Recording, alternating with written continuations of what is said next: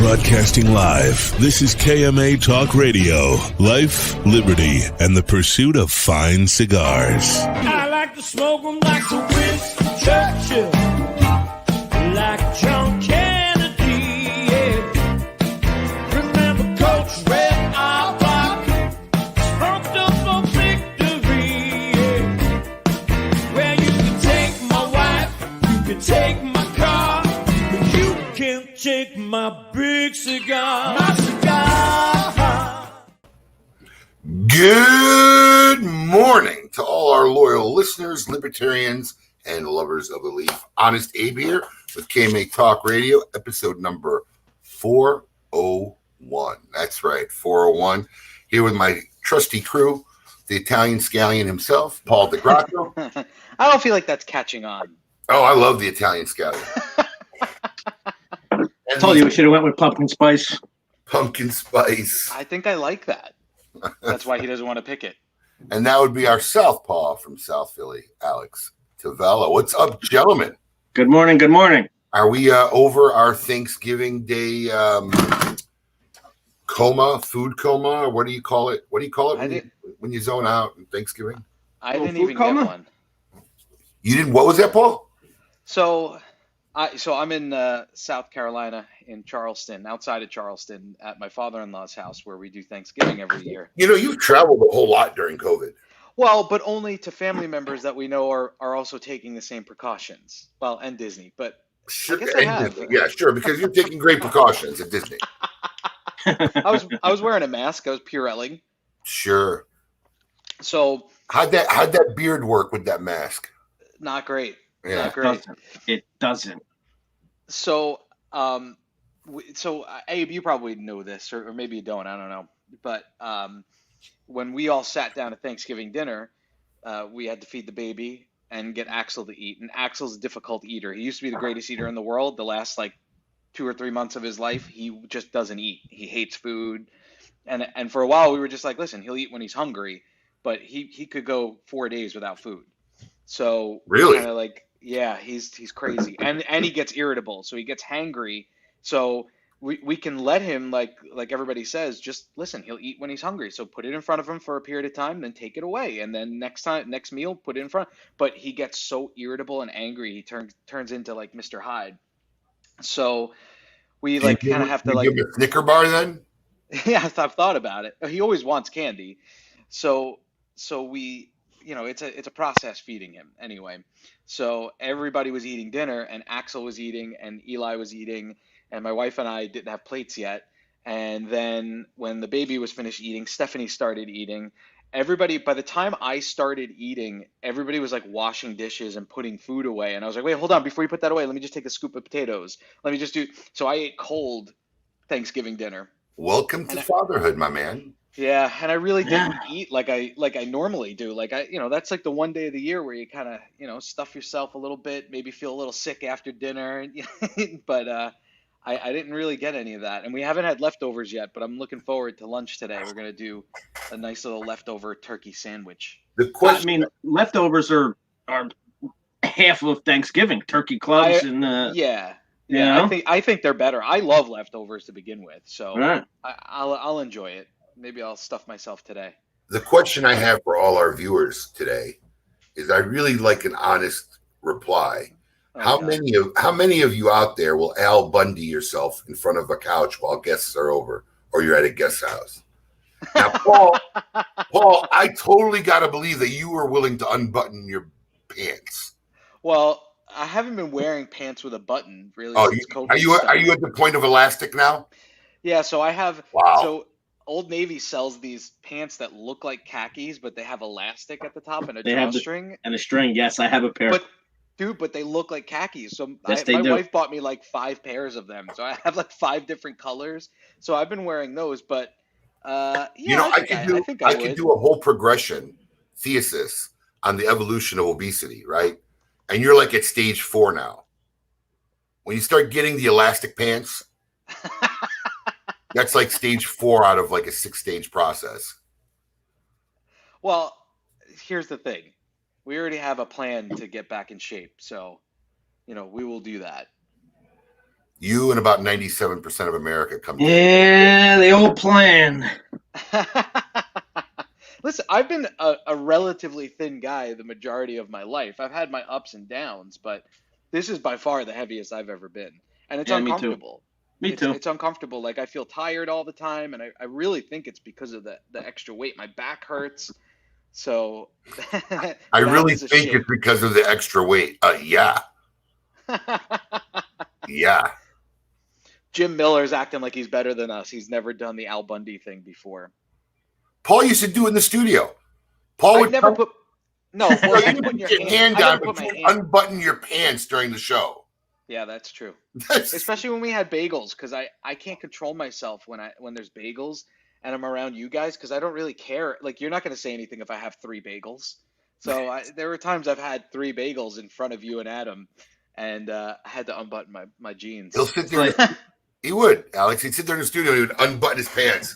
It's like that. It's like that scene in Casino when Robert De Niro's doing the interview, and under the desk he has like no pants on with a dress shirt. I've done interviews that way. I do meetings for work. Dress shirt and underwear. Yeah, I did. Actually, a funny story is I interviewed before I moved to Florida. I interviewed with Disney for a pretty high level marketing job for their what's it called? They have an agency that's an in-house agency called Yellow Shoes Creative, and I put on I had a jacket, a tie, a dress shirt, and underwear, and I did the whole interview like this in a suit jacket, a tie, and a shirt, and in my underwear. It was the most freeing thing I've ever done in my life. It was awesome. I didn't get the job. I'm really surprised during COVID, nobody's like invented the one-piece suit. Oh, that'd be like a onesie. Like it's all connected. It looks like a suit. Tie, collar, it zips up underneath the tie. You drop it over your head. You got a suit. Like a onesie? That's actually a great idea. I'm shocked no one's done it.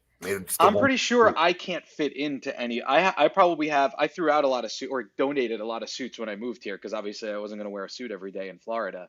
But I probably have 6 suits at my house still, and I'm 90% sure that I can't fit into any of them. I always make the tailor leave room. I don't know if you guys do that, but when I buy a new suit, I make sure that they leave a couple inches for it to be let out. No, see, Paul, that's when you get to stage 6, where I've been at. See, when you get to stage 6, you have 8 suits in your closet, but they're all 3 or 4 different sizes. So you have the spectrum. I do. I have a skinny suit, like like when I'm a thin suit. Yeah, my gray suit is like that. There's no chance I could put. That's probably like a 30 waist. All right. So listen. Here's my question.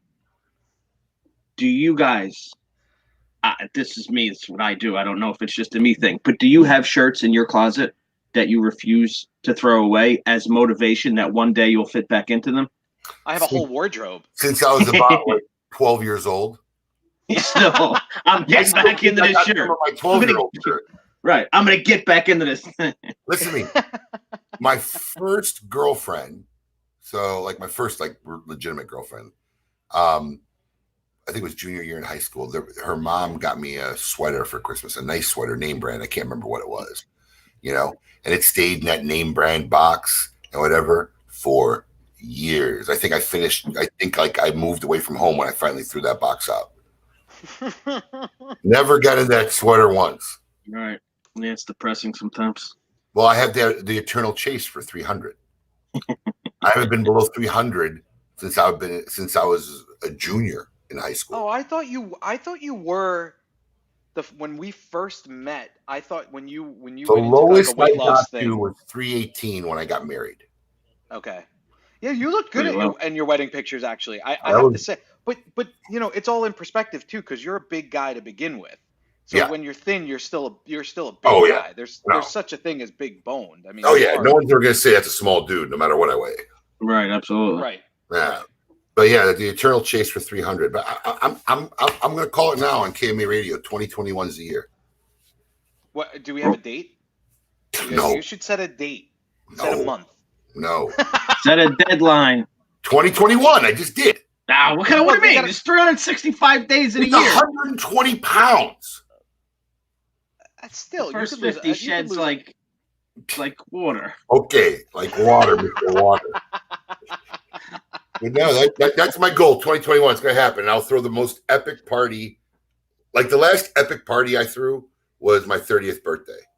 That was like pretty epic. Oh, that's a long time ago. Yeah, let me tell you something. The guys down here, some of the guys, they're still talking about that party. My wife, that was not my wife then, blew me off that night. She says she didn't, but she claimed she had to babysit her roommate's daughter. The babysitter didn't show up. So you've talked about that story. Yeah, I remember that night vividly. But yeah, that was like the most epic party ever.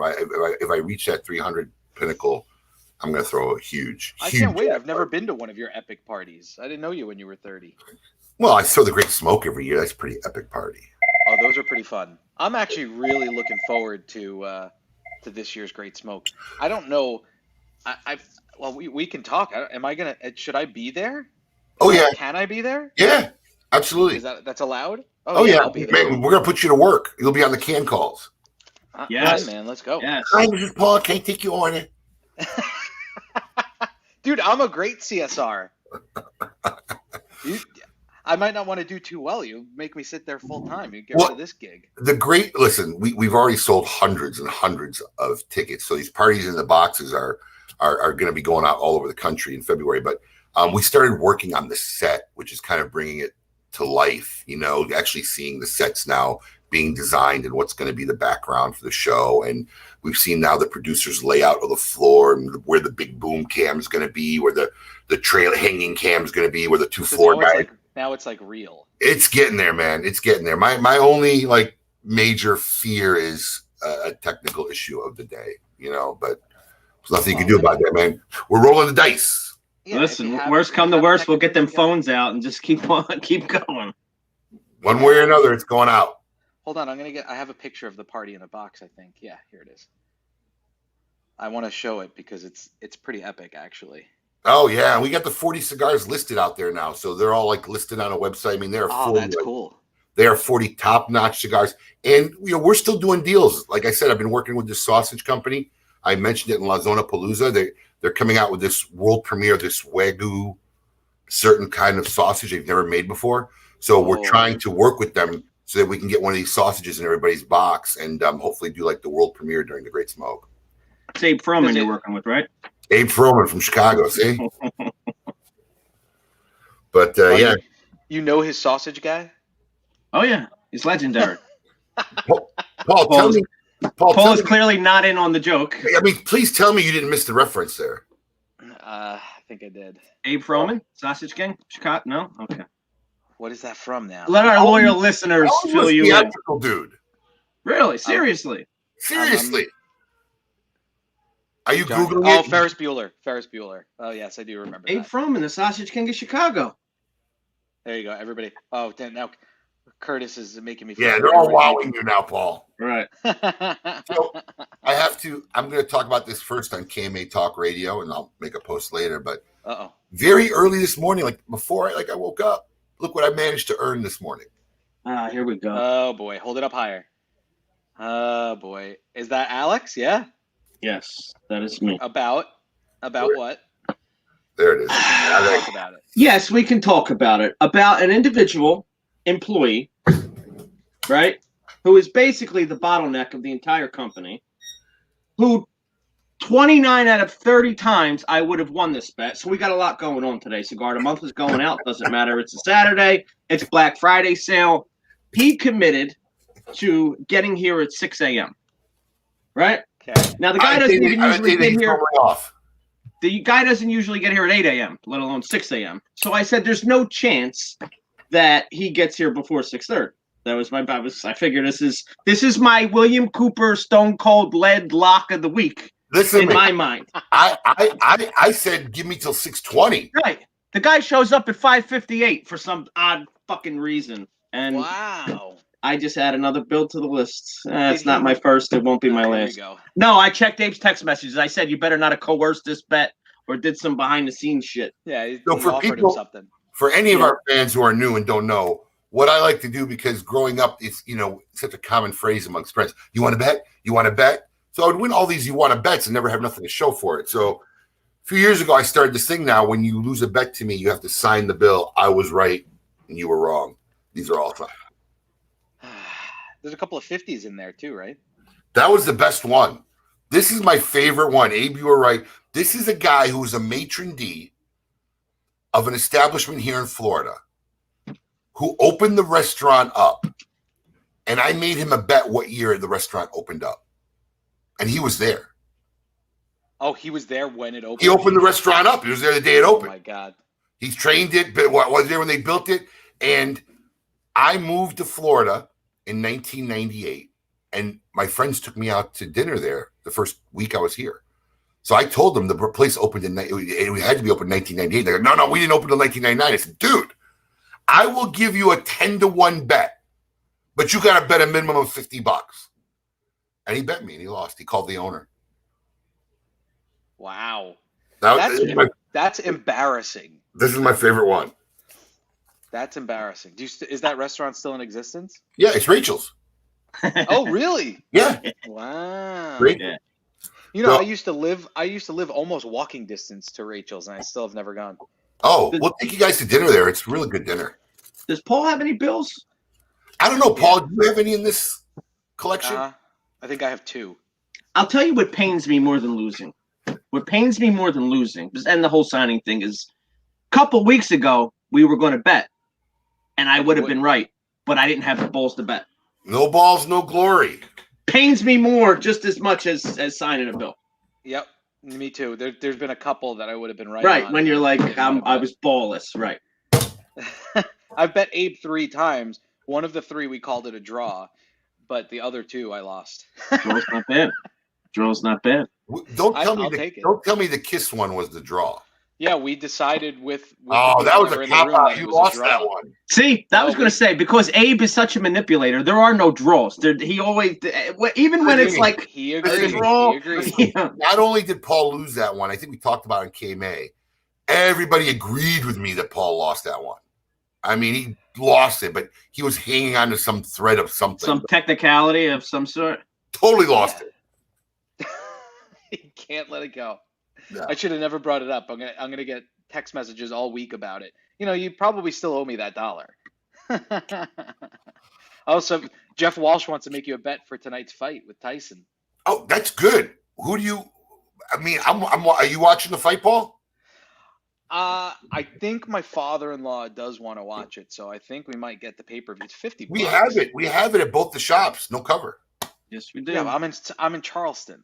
Oh, that's right right. there. That's right. I mean, I hate this fight. Why? Why? Because I have no interest in watching 50-year-old? 50-year-old Mike Tyson. Okay, but hold on. Okay, These are 2 exceptionally fit 50-year-olds. And Foreman fought. Listen, steroids are a hell of a drug. Let me tell you. Mike Tyson currently weighs 220 pounds. He weighed in last night, which is a pound less than he weighed when he won his first title in 1986. I don't know what that's supposed to mean. Why, are you supposed to get old and fat? Yeah, you are. At 50, yeah, you don't shed. Not if you're training still. He did get old and fat, and then he lost the weight. Right. He was fat for a little while. On top of that, no, I have no interest in watching Mike Tyson at 50. Roy Jones, the most overrated boxer in history, at 50. Really? You don't think pound for pound Roy Jones Jr. was a great boxer? No, not at all. Oh, listen, he was great at his time, but in the spectrum of boxing, no, I don't consider Roy Jones one of the all-time greats. Because the minute he lost half a step, that he was getting knocked out by lesser opponents left and right. But let's just talk about his record, because I read this last night. He had 75 fights. He won 66 and lost 9 in his entire career. Correct. Of those 75 fights, the last 15 that he's been fighting in Germany against plumbers, electricians, and carpenters don't really count. Of those wins, now I got to remember, I'm a boxing guy. Of those wins, there's maybe 3 Hall of Famers. So the level of competition wasn't really there. And of the nine losses, he got knocked out. 6 of them, knocked out. What? And you can't really bet this fight either. Well, there's different rules, right? Well, it's not just that. I don't think they actually have official scorecards.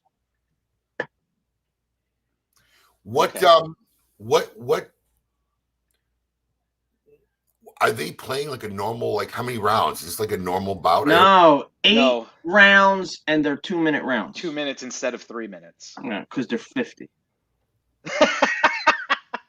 I want to So see you're you not- get in the you're not ring at watching the 50. fight at all, Alex. Oh, well, I am watching it because the place that I choose to hang out on the weekends happens to be having the fight on. But if I had to kick out 50, at minimum, I mean, I'd find some Russian gambling site to stream it on for free. I wouldn't pay for this. I mean, you understand the undercard. On the undercard, there is a YouTuber, like literally a YouTube streamer, fighting an ex-NBA player. Like this is what this is. This is not a real fight. It's entertainment. It's entertainment. You know what? I'll watch wrestling. That's entertaining. Unless they come out and Donald Trump pops up from the ring and the Undertaker, it's the same thing minus the theatrics of wrestling. Were you a WWE guy? I was, but Really? I was more an ECW guy. Shout out to Derek Dukes because that was kind of based in Philadelphia. Yeah, your home area. Yeah. Dark Dukes is originally a Jersey guy, right? Yeah, and he's, part of that underground. ECW was like, guys. There was like WWF, and then there was these guys like hitting each other in the head with hammers and Yeah. barbed wire, like almost really dying, not like acting dying. Throwing thumbtacks in the ring. Yeah, thumbtacks. Right. Well, I just hope it's an entertaining fight. I don't. Are you gonna watch it, Abe? Yeah. We're gonna go to one of the shops. I think we're gonna go to West Great. Palm. Yeah, man. I think it'll be. Coop is correcting people. It's not being scored by official judges. It's being scored by three judges, 3 celebrity judges or something. Wow. Coop. Well, we'll talk to him when he comes on later. Oh There's yeah. There's one other thing I wanted to talk about today. Uh-oh. Because it's been all over the news. Have you guys seen this video with the guy pulling Gator his guy? dog? Yeah. Listen, with a 4-foot alligator. I'm telling you, that's the best comment I saw on Facebook. Like, everybody in the country's like, wow. And people are floor like, dude, that was a 4-footer. Like, come on. But he never dropped his cigar once. Never Come on. dropped. I saw part. You got it? Play it. Yeah, I got it. All right, let's play it.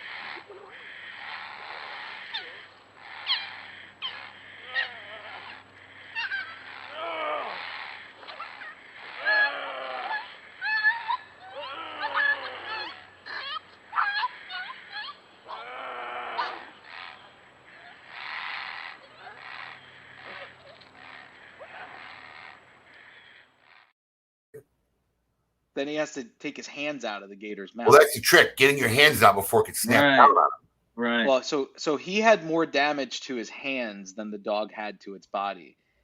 And I will tell you, I did find him. I did leave him 2 voicemails and text him twice as well. We haven't gotten a response yet. But our friends over at Espinosa Cigars were so impressed by that video, they sent him like a big ass care package. So I was talking to Jack tonight. He's like, I don't have his phone number, but based on his address, I was able to find his phone number. But we haven't gotten him yet. Maybe next week. Give me his address. We'll send him a box of cigars and a KMA care package, and we'll invite him on the show. Right. Perfect. I'd I love want to to know what he did with the alligator. I want to know what he did with the alligator too. I mean, if it's me, that's a fucking trophy. That's going on my wall. I'm keeping nobody's that thing. talking about it, so I'm assuming he killed it. Right. Well, I mean, that thing would be on my wall. It's not that easy unless he killed it while he was holding it. Because if you get your hands out of there, that gator's gone. Right. Oh. You're not catching that gator. So I just would maybe just drop my 400-pound body on it, and that would be enough. Smother it. Rick Green says he lives in Estero, where the guy lives, and he said he threw it back. Rick, if you know the guy, PM KMA Talk Radio, PM me, and we'll chat. We want to get him on. Ben saying he probably ate it. Typical Florida man. Right. Gator fingers. Absolutely. Gator fingers.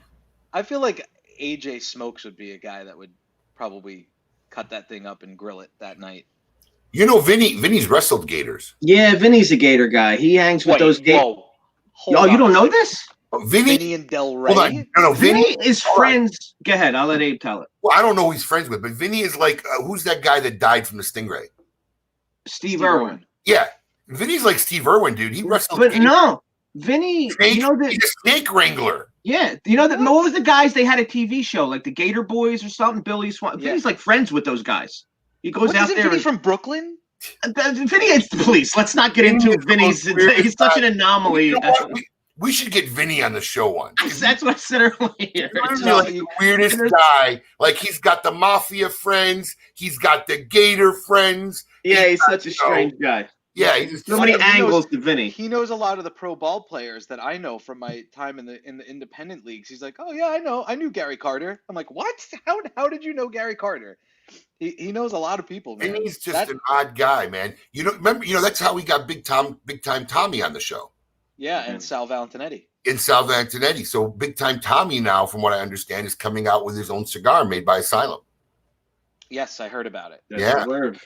Yep. Well, we'll have to have him on again. He's a good guy. He was fun to talk to. Yeah. I'm sure he'll want to pimp his cigar. I don't think he came down to Florida this year because of COVID. I think he's still up on. He's going to be here in a month. He is coming January. out? Yeah, like January. Yeah. I talked to him a couple months ago. He said he was laying low for a while. AJ's asking for Vinny because Vinny doesn't watch the show live. But it's so funny to me because Vinny comes in like Adidas pants and a white t-shirt with white tennis shoes. I can't imagine him going anywhere near where an animal would be. Let me tell you something. He is wrestled. I'm not talking 4-foot gators. No, about life size, like full adult size gators. He wrangles poisonous snakes. Wow. Whoever the guys were that had the show on Discovery, I think it was like Gator Boys or something. I mean, these guys are Vinny's friends. They go to the Everett and chase alligators. I mean, yeah, Vinny's just a strange mix of things. The Brooklyn, greaseball Brooklyn, and his brother, his cousin. I forget who his cousin is. His cousin's a director, makes movies. So Vinny's been in movies with like Pussy and wait, time out. Cameo. He almost no. From what I understand, when he ended up on the editing floor, Vinny was on the 5th episode, and I believe the show only made it to 4 episodes. Oh no! I got to fact check that, but I remember at the time the fifth episode was a little iffy. I don't know if Vinny made the actual big screen. That's happened to me so many times in my career, and I didn't know anybody. Where like I was on Chappelle's show for 2 episodes. Guess what? None of it ever aired. Then I got excited. I was like, well, when people got the DVD box sets, I'm like, I'm sure the deleted scenes are in there because Janine Garofalo was in the scene. Nope, they were not in there. It's like 3 days of shooting of my. But listen, I got craft services, so it was worth it. Oh man, you don't know what it's like to be on a TV set. Even for a featured extra, man, the food is unbelievable. I know. That's right. On a movie set. Thank you very much. Right. Not a TV set. Boom. Well, it is unbelievable. The food is awesome. They treat you like a king. They pay you a lot of money. I think I got $1,000 a day to sit around for 3 hours a day. It was awesome. In fact, Sean Austin is a big cigar guy. Who's actually a very, very nice guy. We should get him on the show. Yeah. You have his number, I'm assuming. I know how to get a hold of him. Yeah, well, let's get on that, man. I don't want to talk about the movie yet, but it should be good. Yeah, he was on the set, and he was actually that's was in my scene. Oh yeah. It was a very, very cool scene. So that's cool, man. Hopefully it'll air. I don't think it'll make it this year. Last time I talked, they were still in the editing room, so hopefully early next year it'll be out. Post-production takes a long time, man. People don't realize that. It's been a long time. It's been a real long time. Because when we were doing the scene I was in, it was really coming toward like the last few shots, I remember when you did it. But I got to meet Judd Hirsch, which was cool. And because Taxi was one of my favorite shows growing up. Still is one of my all-time favorite shows, Taxi. And then a lot of legends in that show. A lot of legends. And Danny DeVito. Listen to me. The woman that played Andy Kaufman's wife, I forget her name. I don't know her name either, but the blonde chick. Yeah, she was the fairy in the Bill Murray version of Scrooge. Oh yeah. He played Judd Hirsch's wife, so she was on the set with Judd Hirsch with Sean Austin when we did our whole scene that day. It was pretty cool. Wow. That was Well, pretty that's cool. pretty cool, man. So I've had craft services. Thank you very much. Carol Kane? Is that Carol Carol Kane. Kane? Carol Kane. Yes. Yeah. Carol Kane. So yeah, it was Jeez, pretty haven't cool. heard that name in a long time.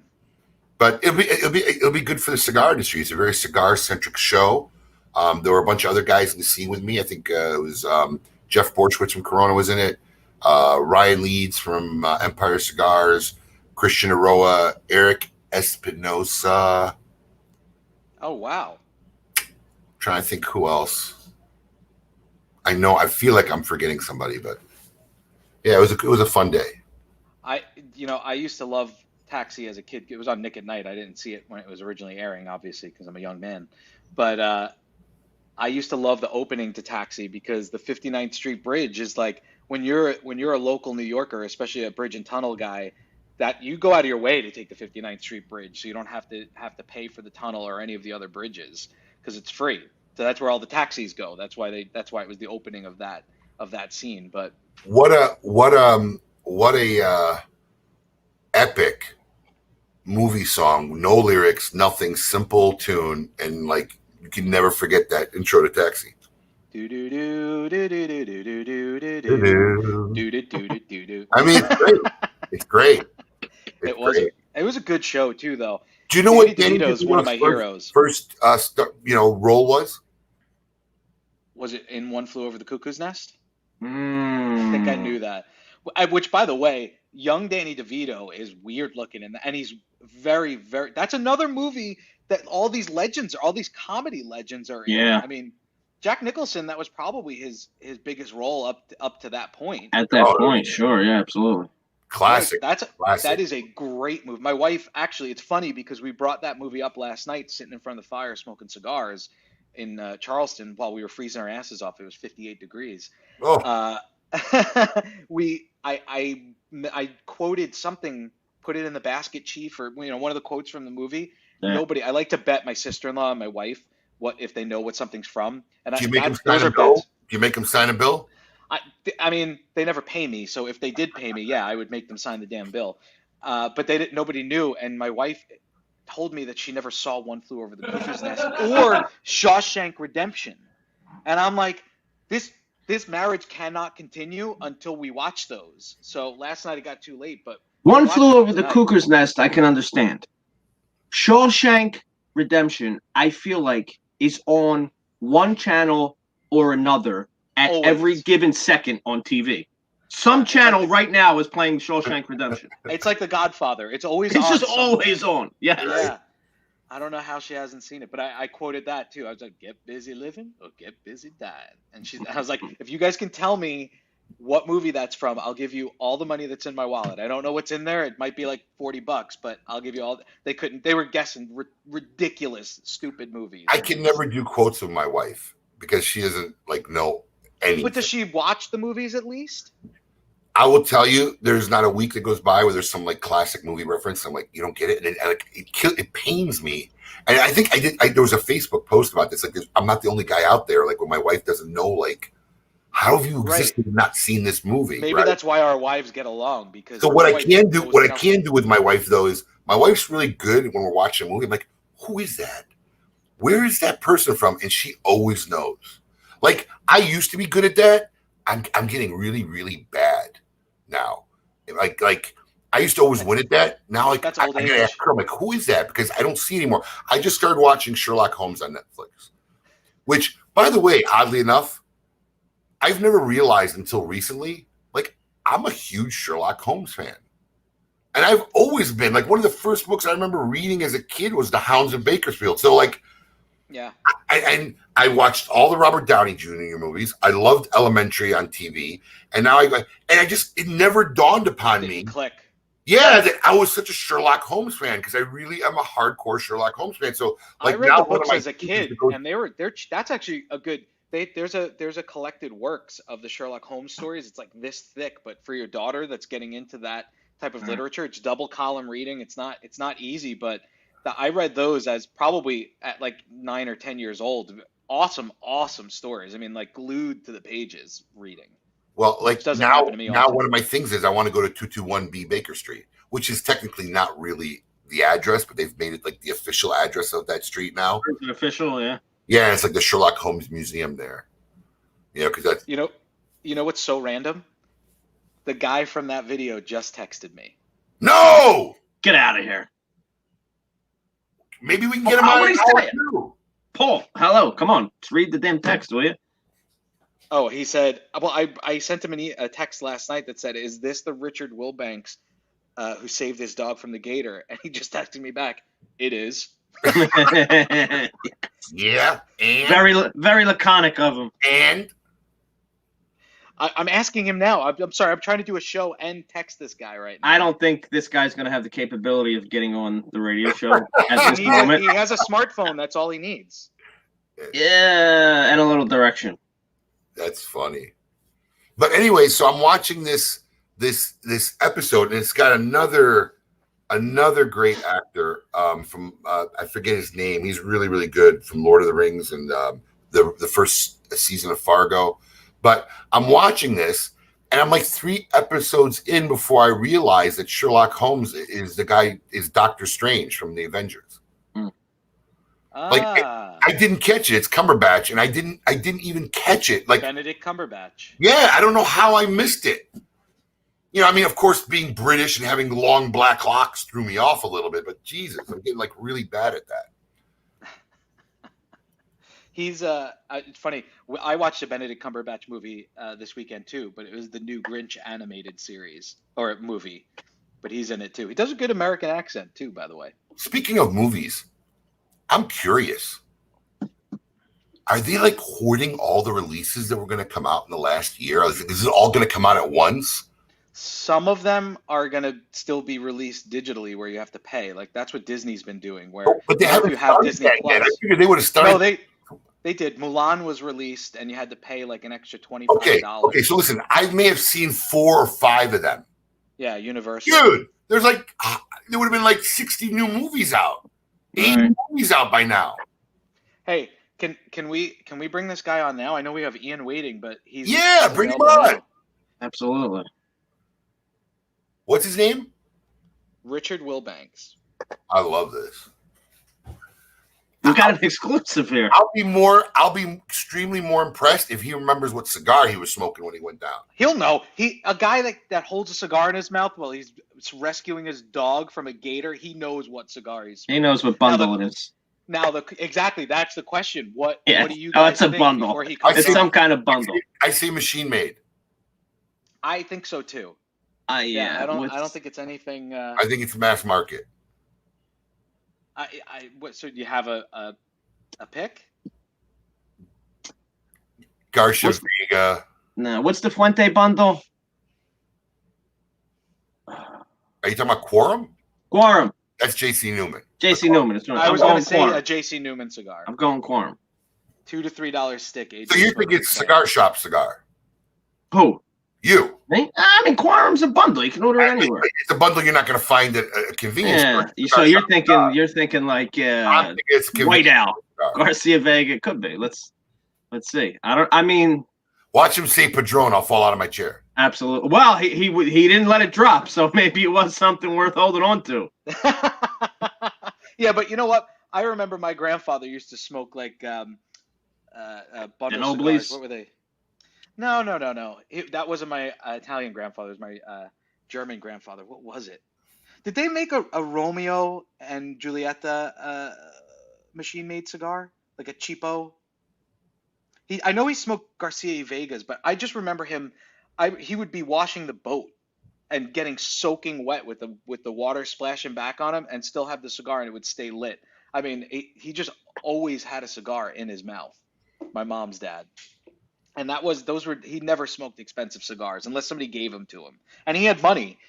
He just never, I don't know if he just didn't see the value in it. He said he can come on if it's quick. And I said, yeah. Get him in. I'm waiting for him to come in. I have little faith in Paul pulling this off. He could barely get Jonathan Drew connected last week, let alone this poor guy. Maybe he has to put dude, Jonathan Drew was not my fault. That's one we should have had the pre-recording recorded because that was a debacle. I know, but those are never fun. No, it was fun for me because it wasn't my problem. Pre-recording. It's not. What do you mean? He's saying pre-recording a show is not the same. It doesn't come off the same as a live show. No, I mean we should have had the behind-the-scenes pre-recording like we did with Espinosa. Yeah. Well, he specifically asked. He goes, "We're not being recorded." Right. The pre-thing. Oh, Mamma Mia, Mamma Mia. Is the legend. I think whenever we say that name, I should play that. Well, let's do this. He says he's coming on, but he hasn't. I don't see him in the chat here. So why don't we bring in our Meet Your Maker guest, and if Richard pops on, we can pop him on. I'm sure our guest would like to meet him too. I showed him the video this morning. So from Dapper Cigar Co. all the way from the west coast of the country. We have to clarify that because in Florida, if you're not in Florida, people say, "Hey, I'm going to the west coast tomorrow." Yeah, I think you're in Naples. Yeah. You think they mean California and they actually mean, Naples or, oh wait, You know what? Oh, that's Coop coming on. All right. So let's grab Ian. We have Ian Reith of Dapper Cigar Co. Ian, welcome to KMA Talk Radio. Good morning. Morning. Thanks for having me, guys. It's nice and early there for you, huh? It's a little early for me. Yeah. Good though. Get some paperwork done. There you go. So Ian, we were discussing, it's rare for us on the show when we bring on somebody that we either haven't either met before or heard of before. I think a few people have mentioned the brand to me in the past, but we really don't know a lot about you or your story or anything about the cigars. So why don't you start by telling us a little bit about Dapper Cigar Company and what you guys stand for, what you produce, and we'll take it from there and talk about how you got involved in the business. Okay. Yeah. Traditionally I'm I'm a tech person, so I've been in the computer IT kind of business for basically my entire adult life.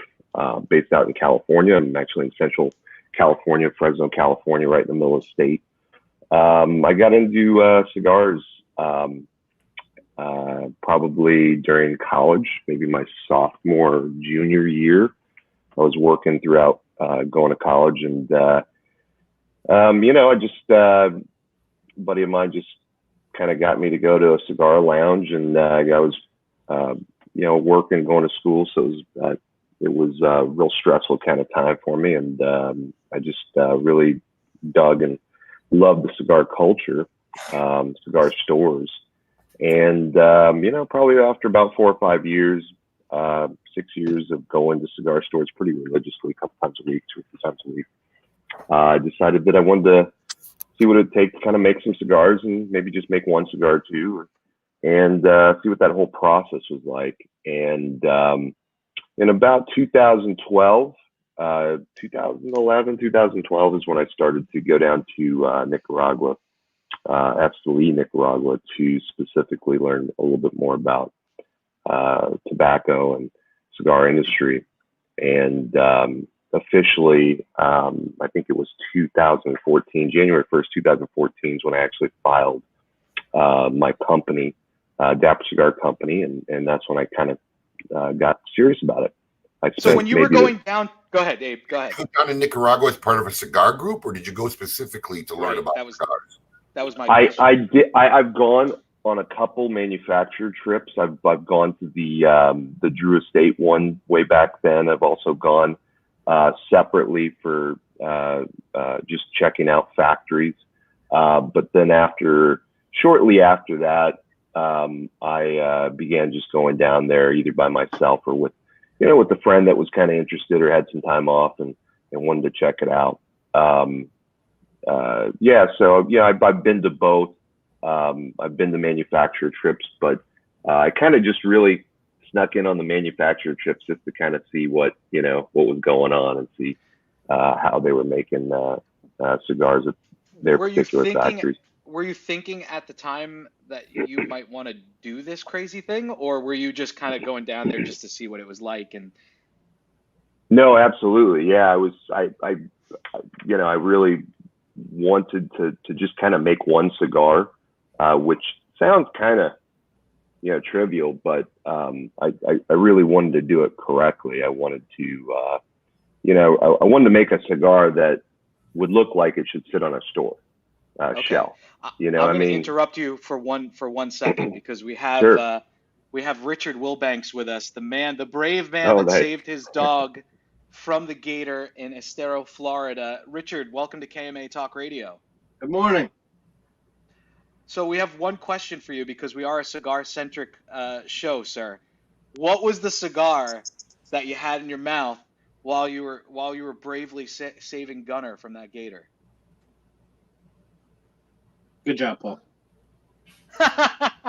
Hold on, we lost you for a second there, Richard. Are you with us? There he is. It's coming back. Excellent, Paul. Maybe not. We have the first exclusive here. Now we can hear you, Richard. Try it now.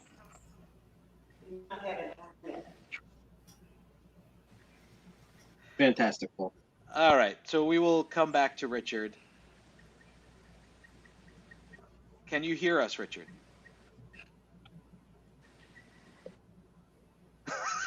Technology is such a bitch.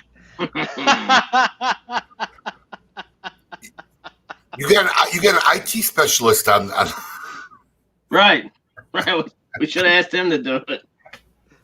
Hold on, he's reconnecting Richard. now. There you are, Richard. We can hear you. I guess he can't hear us. Well, Richard, if you want to text me what the cigar was, we were just interested. We can't hear you. Or Paul, really Paul, why don't you try to reach out to him after the show and just do a little recorded interview, do some questions, because I'd like to know how it happened, what went through his mind, and then we could air it next week. Yeah, we can do that. I'll chat with him. I apologize for interrupting your story, Ian. We had breaking news in the cigar world.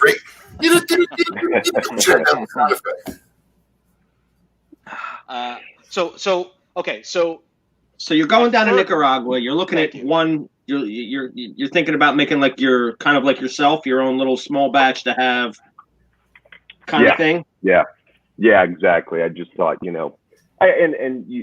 you, I had no idea of scale.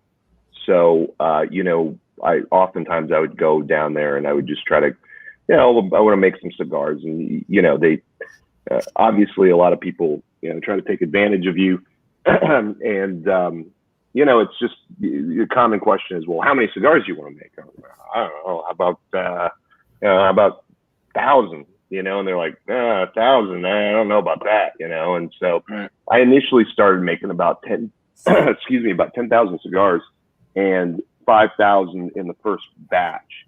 And, it's not just the cigar making process, but everything kind of takes a lot of time, especially when you're learning it from scratch and you don't really know anybody in the cigar business.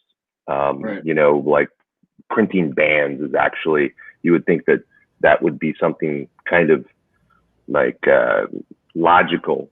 Well, I mean, I would go to my local printers and be like, hey, can you print something that looks like that? And they're like, yeah, not so much. And I would go to hundreds. I'd send samples of bands and would, buy the cigars at the time and go, hey, can you make a band that looks like this? No, it turns out that that's kind of a specialized thing. And just everything. I mean, I remember box burns. I didn't know how you get a burn on wood, and how you would a cliche, as they call it, as they call it in the industry, right? And so I found a company on the internet. I was just digging. I found a company in New England. I can't remember the state. Maybe it was Massachusetts or something. And the company's name is Schwertel. And it's kind of a funny story because, it's a funny story. So I had no idea how to make this thing. And they said, well, you can make a cliche or a plate, a burn plate, and but you need to have this iron that hooks up to a drill press and that gets heated by electrical cord. And so I was like, oh, okay, and then I had all this stuff sent to me, and yeah, it's quite heavy. The entire setup is quite big, and you know, so I'd go, okay, well, next time I go down to Nicaragua, I'll put this thing in my bag. And so I put it in. Well, actually, I put it in my buddy's bag because it was all metal, and I didn't want him to check it in because I didn't want it to break. And that wasn't a good idea for him because it ended up getting him on like the TSA watch list for a couple of years. But we went down there, and you know, we're burning this thing at this little factory, little box factory. This guy named Roberto down there, and I didn't know that if you'd just gone to some of the bigger, you know, production houses, they already had the equipment to do such a thing. So you know, just kind of doing everything from scratch. And I remember telling Steve Saka this story like several years later. And he goes, that's really weird, man, because we actually use that same company to do the Liga Privada box burns. I was like, oh, really? I was like, I just kind of came across that. I had no idea that would that would kind of be the acceptable company to do such a thing, you know. What was your background? What were you doing? What were you doing at the time? You're an IT guy. I mean, what? Yeah. So you have your own company, or do you work for a company? A little bit of both, yeah. I worked for hospitals. At that time, I was working in server administration, so I was, you know, managing a large group of, a large amount of, you know, Linux and Windows servers. And probably at the same time, I was just transitioning to kind of a similar field, network engineering. I also had a software company, programming custom software for some educational institutions here in California. So I was just kind of hustling and you know, I was making decent money with my software company, and that kind of allowed me to venture out and make cigars and try to at least make some products or one cigar that I can get on a shelf somewhere. So this is what I want to ask every guy like you that I come across, okay? Because I understand the passion of liking something to a passionate point, right? So I understand a lot of the consumers who are really passionate about cigars want, and not just passionate like enjoying it, like they want to learn about it. They want to know how it grows, what tobaccos grow in what region, what leaves go with what would blend well, how it would age well. And, you know, I'm kind of that way about food. I love food. I love learning about good food. I love fine dining. But never once in my life did the thought of me saying, I want to open up a restaurant ever come into my head. Right? I mean, yeah. What point do you say in your mind that, okay, I love this. Now I want to venture into this business, especially when you're already in what sounds to me a very successful business, that you decide you want to take on, okay, well, I'm going to get in the cigar business because I really like something. How does that progressive evolution of thought process happen? Yeah, no, you're right. And, you know, after having been in the cigar business for a bit, you know, maybe if I told my prior self about the business, maybe I wouldn't make the decision or whatnot. But it's maybe a little bit of a sickness, you know. I think like my personality type. I mean, that's why I got into IT. Really, is because it kind of provided me something that I could really delve into real deeply. And to be quite fair, I've always kind of been attracted to like products that are handmade and that you can buy on the shelf for what I consider to be relatively inexpensive. You know, you can buy a cup of Starbucks coffee for $3 or $4, and you can buy a premium cigar, maybe not in California for $3 or $4, but you can certainly buy one for $5 or $6, up to $10 maybe. And it always kind of fascinated me that those products could be handmade in a foreign country and go through all they would go through, and that you could enjoy that as a consumer. And so, you know, when I got into it, I really thought, well, I really need something that I can do and kind of get into and focus on for a long time. And what I mean by that is, like, maybe 20 or 30 years. And, when and perhaps when I am, and something that I can continue to do till I'm very old, hopefully. And cigars kind of checked a lot of boxes. It also checked a lot of boxes for, it allowed me to kind of work on a lot of different things, branding it, in software and computers. I never really went into any branding or marketing stuff. And I've always been interested in that. So it allowed me to do that. It allowed me to learn about retail. I've never worked in a retail setting, selling products or things that were, consumer based. And so it allowed me to venture into that. And so there are a lot of things about the cigar industry that kind of filled some, personal things that I wanted to experience in life. And it just kind of all coalesced at the same time. So that's, long answer to maybe a simple question. It wasn't a simple question, but it was a good answer. I mean, sickness kind of covers a lot of why I think we do things sometimes in life.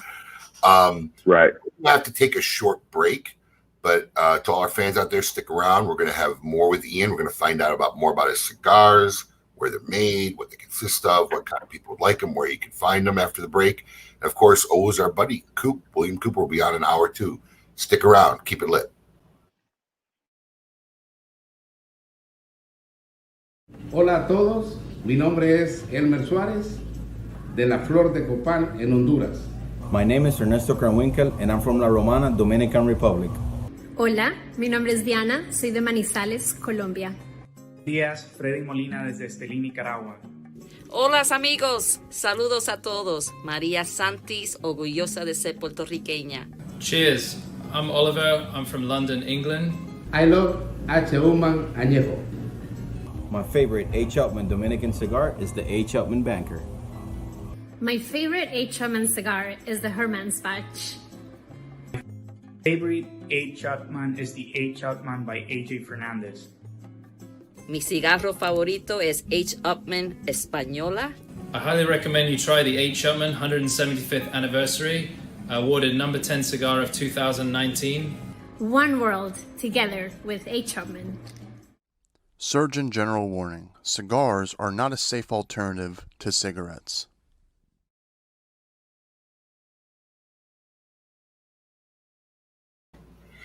Welcome back to all our loyal listeners and libertarians and lovers of the leaf. Honest Abe here, episode 401 of KMA Talk Radio with the crew. Alex DeVella and Paul DeGracco in-house today. Being featured is Ian Reith of Dapper Cigar Company. Ian, once again, thank you for joining us this morning on KMA Talk Radio. It's Ian. He says Ian the right way. Ian. Sorry. But Ian. He's not a movie star. Dapper Cigar Company. I think Kurt Kendall had that question. So you want to start a brand. How did you come up with Dapper? What was the motivation behind naming this company you're going to start? You're going to put a brand out there in the world. How'd you come up with Dapper? Yeah, no great revelations there. I'm pretty poor at naming things. I certainly don't have a Cuban last name, which tends to help. There's no very intricate story from my great grandfather or such. So, we just kind of went with something that was. Did you feel that was going to be a hurdle for you? Yeah. Not having a background, not having history, not having a story. Did you feel in the beginning that this is going to be something I really, really have to try to overcome? Oh yeah. Yeah. And still to this day, you really do. There's a lot of battles to try to get people to trust you. I mean, I remember going on the road in Northern California. It's like, man, brutal. Try to go out there and sell cigars to retailers, brick and mortar retailers, and you're nobody, and you certainly don't look the part. It's pretty tough game, and I did feel that was a big problem. Still do in some respect, because it's a little less out here on the West Coast because we have more brick and mortar buy-in over here, and we have a little time over here. But when I speak to a lot of the world haven't tried our products or they're not for sale in their area, then yeah, we have a little bit to overcome, and that certainly plays a part. I'm sure if I were to sell cigars in Southern Florida, it's you guys are basically the bastion of cigars down there, and a lot of the old families are either in Tampa or Ybor City or Miami, and if you don't have one of those heritages, it's probably quite difficult to get buy-in from consumers there. So how have you overcome that? I don't know. I'm still working on it. Yeah, he's still working on it. It doesn't feel like you overcame it yet. But so how'd you come up with the name Dapper? Yeah, so I was living across the street from a guy that was at the time focusing on old school, haircuts and whatnot. And I had finally just printed our first band that were from the Cuba product. And he looked at it and said, that's a dapper looking band. So I thought, that kind of works. And, you do a quick Google search, make sure there's nobody else out there with the same thing. And I also liked where it was positioned. I thought about, from a techie end, if you're going to go to a website, like say you go to your website or whatever, it's a good positioning alphabetically. So if maybe we'd get some clicks. Somebody would click us if they didn't hit the Davidoff one, or they didn't hit the Drew or something. You're in the same arena. Maybe I should have started the name with a 0. That would have put us right at the top. But yeah, that's how it kind of came about. It was just it was not really an original idea for me. It was just kind of a quip by my neighbor, and just kind of at some point you just pick a decent thing and go with it, right? As my grandpa used to say. Sometimes a good decision today is better than the best decision tomorrow. So. True. That's good advice, actually. Yeah. He was referring to that. My grandfather on my dad's side was kind of a war guy, war veteran sort of thing. That was kind of his advice in terms of, going to war. But I always thought it applies to pretty much everything, Sure. So where'd you end up having your cigars made? Where are they being made? The predomination of our cigars are made at Noxa. Noxa is owned by, it's a group of people that own it. I don't know all of the owners, but the predominant owners are the Oliva Tobacco family or Oliva Tobacco Company. And that Oliva Tobacco is the Oliva Tobacco on the growing and agricultural side, not the Oliva Cigar company. There it is. In fact, we've Lou had Hoffman has a piece. You had that guys on, right? Yeah, he's actually back in December. He just texted me. Oh, okay. Lou? Yeah, he's down here in Florida 6 months a year, so he'll be back in December. So hopefully we'll get him on a stint on the show. We missed him last time he was in town because of the whole COVID. Lou Rothman? COVID situation. Yeah. Oh, okay. Yeah. So and he would know better, but from what I understand, Lou, Oliva Tobacco Company, and even maybe some descendants of Frank and Nessa are all owners of that factory this day. Yeah. So your cigar brand's been out since 2000. I mean, I know it says here you started the company in 2014, but it took you a couple of years to develop the blend. Is that correct? Yeah, I mean, I started out not making cigars at Noxa. I started out making cigars with a fellow named Gonzalo Puentes, who at that time had come away from working at Perdomo. And I made some cigars with him, about 10,000 total, 5,000 roughly in the first run and whatnot. And that was the Cuba Claro Maduro blends. And what I had noticed was that most of the tobacco, not all of the tobacco that we were buying, was from Oliva Tobacco. And as I was going down to Nicaragua more and more, I wanted to learn more about the tobacco end of it from them, because we're buying a majority of our tobacco from them. Either they were growing it or they were brokering it for us. And probably the first 2 or 3 years I spent with that Cuba Claro Maduro cigar, just getting that on the market. And literally I was my only sales guy. I would just drive around California, just go to retailers, try to tell them the story, try to get them to buy my cigars. pretty it had to difficult. be literally the toughest way to do it. Yeah, I would not recommend it. I don't think you could have picked a harder path. Yeah, it's soul crushing. I mean, I couldn't imagine you walking into my store trying to sell me a cigar out of the blue. I mean, it had to be hard. How did you not get discouraged? Well, I had like 5,000 cigars in my yes. I figured it's going to take me a while to burn through these, and if I don't sell some of these, my wife's probably going to be very angry at me. And so I just it was very difficult. It still is difficult in some sense today, not anywhere near what that was, but and part of it I just looked at as like a learning experience, because I never really had a job to where I would sell anything at that price. When we're talking about selling product that's much more expensive, but you really only have to target one or two customers. Totally different ball game. And I remember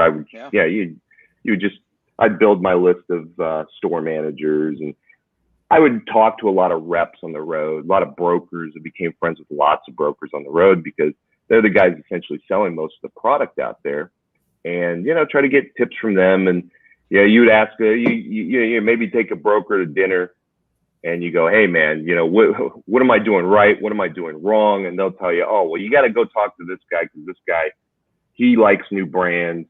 He'll get behind you. This guy won't. So there's a lot of finagling and a lot of navigating through the cigar business. So for the first 2 or 3 years, brutal. I didn't go to any trade shows. I just kind of worked California. California is also a really bad place to start selling cigars. The stores are very, very, geographically distant. So if you got 2 or 3 cigar store trips in on a day, that's about as good as you can get it. If you were in like a maybe a better area like Texas or something where there's a much higher density of cigar stores, least amount of traffic, less traffic, it's probably a bit better for you. But California is a tough place. It's those first 2 or 3 years are really brutal. What's the retail spectrum of your cigars? Price wise? Yeah, MSRP. Yeah, California's a little different. So in California, no tobacco tax. Just what's your MSRP? What does it land? Yeah, pre-OTP tax.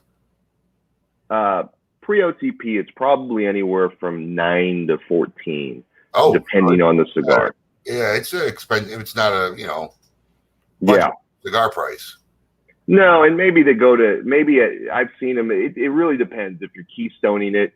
Maybe we come in at about the 850 range on some of the maybe smaller sizes. But if we're looking at Toros on average across our cigars, they're probably in the $9 to $12 range for the majority of our products. Yeah. Now, what do you feel that you created? You went through this process. You went down to Nicaragua. You spent 2 to 3 years working on a blend, which is an extremely long. That's an extremely long process. I mean, did it take that long because you were having trouble finding what you liked, or were there problems, or why did it take so long to work on the blends? Well, I mean, just because I wasn't down there all the time. I was going down there about once a quarter. And so, you just, when you're not down there and you're learning everything the first time and everything is new, it just takes a long time sometimes. And I messed up a bit.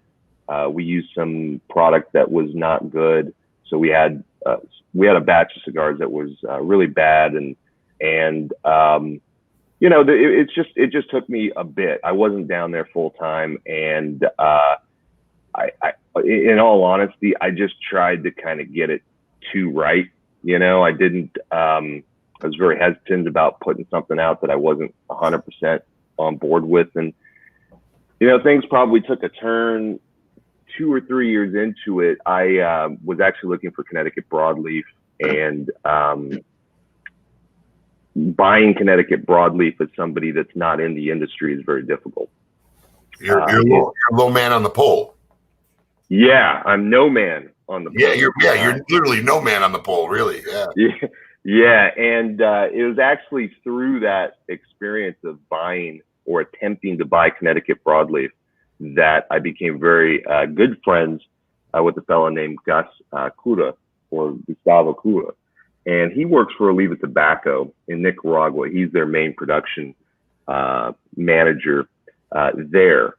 And I had actually gotten his contact from John Oliva, from Senior, who responded in, ironically, an email.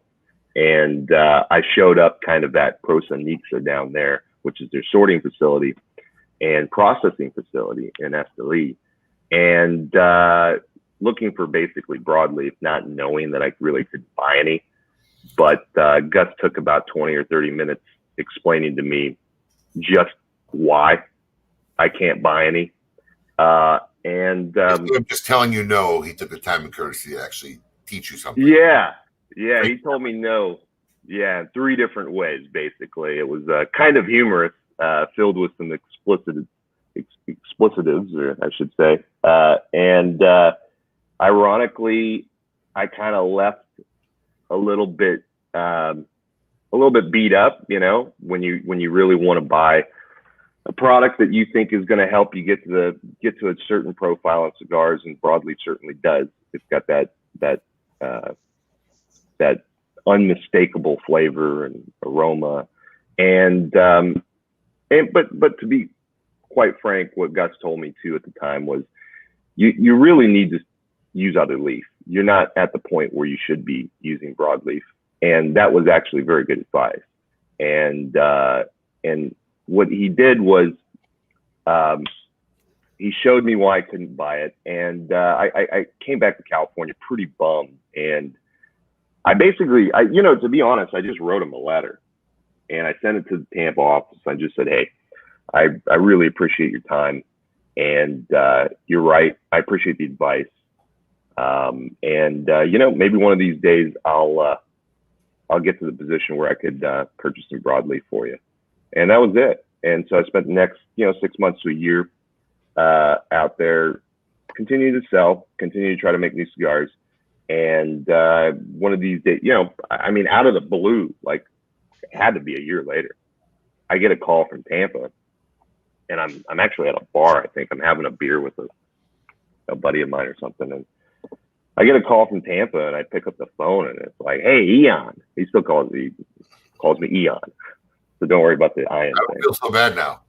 No, he calls me Ian. He goes, hey, Ian. I'm like, yeah. He goes, this is Gus. I'm like, oh, it's Gus. Hey, Gus, how you doing?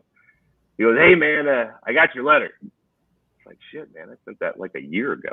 Like, it was like I put it in a bottle or something, and it went over the ocean. And he goes, hey, I got your letter. It was very nice. He goes, do me a favor. Next time you come out to Esteli, come out here to Oliva Tobacco, the Prosa Nixa, and I want you to stay with me. And I'm going to put you to work and show you a little bit about tobacco. Because if you're going to go out there selling this stuff, you at least I know what you're talking about in a very kind way. And so I was like, oh, yeah, sure, absolutely. So the next time I got on a flight, I hooked up with Gus, and that's been, it has to be 4 years now. And we've been friends ever since. And, the Oliva family, everybody at the Oliva Tobacco organization, whether it's Trey or John or Joe or whomever, they all kind of really took me in. And they've kind of allowed me to take products to the next level, really, by giving me access to a ton of tobacco and a lot of education. And that's what's allowed me to make the cigars we're making today. And so that was kind of the turning point in the business. So you only have about 175 shops now after about 4 or 5 years in the industry. And like I said, you took a really like the worst path trying to go out and sell himself, because the typical move here is to align yourself with these brokers who already have the ins with major retailers that they service already to hopefully get your stuff through the door. Have you gotten to that point yet? Or are you still driving shop to shop? Yeah. We have 4 brokers, and we just this last year hired our first inside sales rep for the Southeast Mid-Atlantic, a guy named John Graves. But yeah, we have brokers, and I'll be honest with you, even I don't want to naysay brokers per se, but that's a tough business as well. I mean, just because you end up getting in with a broker doesn't mean our product is put in front of the retailer. Oftentimes these brokers have several brands, and what we found is that that merely having the broker does not in any way translate to our success or growth. It's really about being with the right brokers, and it's about, unfortunately, you have to have a broker that wants to help you build your brand. That's hard to find. It's very, very difficult. You're still low man on the pole. Oh yes. You're the new company. You're the last one he wants to show a cigar shop because he's already making money on these other brands very well. So correct. Yeah, it's a tough hill battle, but you talked about going down to Esteli every 3 or 4 months, and you have this other job. How much of your time, percentage wise, are you spending on Dapper Cigar Company? Today, a lot. I spend probably half my time on it. I work a lot. I work really long hours, and I try to hustle as much as I can. But yeah, it's a lot. I'm trying to get more and more help. My wife does the paperwork now because I've been overwhelmed by that. We've hired, bookkeeping and thus, we've brought on more people to alleviate the load. We hired our first inside sales thing, which was a salesperson, which was very, very big for us. It's a large capital investment. But yeah, I'm spending about half of my time every day doing it. I love it. It's not, I'll be honest with you, it's not by any stretch of the means as profitable as other parts of tech, or any parts of tech, I should say. But it certainly is something that I like. I love growing. I like having something that's kind of mine, and I like growing that. And it's been kind of fun. And the last 2 years have been kind of a whirlwind. We've kind of grown a lot faster than I ever thought, because my expectations were based on just going store to store and selling. Do you feel that I like to quote Mr. Wonderful, Shark Tank, but do you feel at this point that this business is still more of a hobby for you than a business? No. I mean, if it was a hobby, I would have dropped it, because I don't think it would be like getting beat up for fun, right? You're like, yeah, it'd be fun. Let's go. Everybody can. You have to love the business, but you have to be. I think in this business, one of the difficult things to struggle with is the business end of it, because that is very important. You have to. You have to make money, you have to be profitable, but also we exist in a very volume driven, low margin business on the whole. And, it's funny because when I watch Mr. Wonderful from Shark Tank, yeah, his saying is always, the one that always I laugh about is, if you don't make X amount, or if you're not profitable after 2 years, you got to take your business out back and shoot it, right? And bury it. Well, I mean, yeah. One of the things they often do, especially when somebody says, well, I got another job, this is like, I put half my time into this. Like, they typically won't invest because look, I mean, it's very hard to do any business that you're not fully into, because it just, especially in the growing years. I mean, I could step away a little bit from my company. My company will still roll. Will it roll as good as when I'm here? Probably not.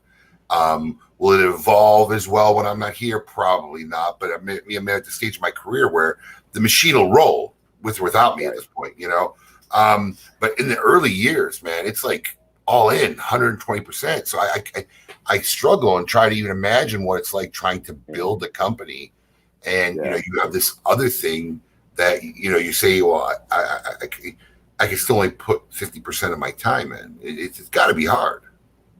Yeah, it's tough, but I'll say that one of the good parts about it is that,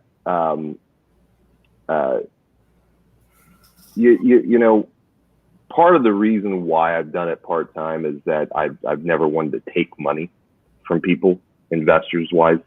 And I just have a hard time.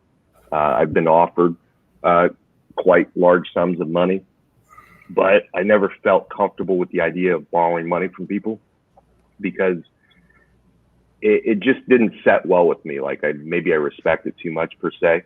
And I feel that when I have to make the money myself, it requires me to be judicial about how I spend it.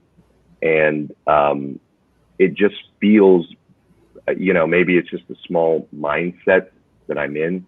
I just feel like if I earn the money and then I build this with my own money, that it's going to mean more and that I'm going to be more attentive to everything. And so, but I definitely do understand your point in that, I do think at some point, you have to be 110% all in on something to get maybe the maximum value on it. In the cigar business, I think probably why a lot of companies fail initially is because there just isn't any money on the lower end. The business is very difficult from a margin perspective to actually net profit and to actually grow. So I don't know. I kind of wonder if I was 110% in, if I would be even, doing this anymore, because I might, after the first 2 years, go, I need to take the dog out back and shoot it, right? Or whatever the wonderful saying is. All right. Wow. I respect that, having to do it on your own and wanting to do it on your own. I can absolutely respect and understand that. I mean, we definitely have some listeners that have tried the cigars, that enjoy the cigars. Yeah, I saw that. Yeah, that we're seeing here. What we were talking about, you have a recent new release, or the newest release? What is that cigar?